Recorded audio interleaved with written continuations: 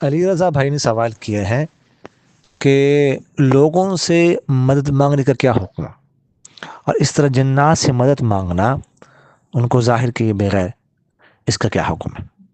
دیکھیے گا، مدد جو ہے نا، حقیقی مدد وہ تو صرف اللہ سے مانگی جا سکتی ہے، یعنی حقیقی مددگار تو صرف اللہ تعالیٰ ہے۔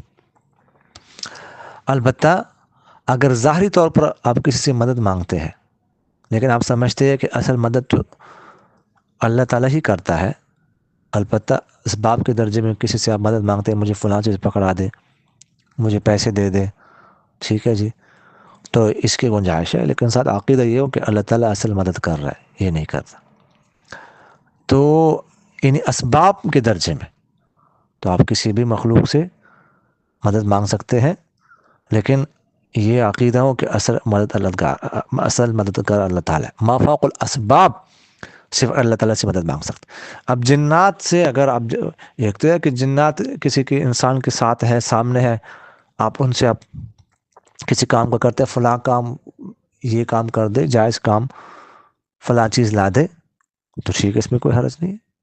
لیکن اگر وہ ہے نہیں تو پھر کیسے ان سے مدد مانگ سکتے ہیں؟ پھر تو یہ ما فوق الاسباب ہے، ٹھیک ہے نا۔ تو ما فوق الاسباب اللہ کے علاوہ کسی اور سے مدد نہیں مانگ سکتے، کسی اور کو حقیقی مددگار نہیں سمجھ سکتے، اگر نہیں شرک ہو جائے گا پھر۔ جزاکم اللہ خیر۔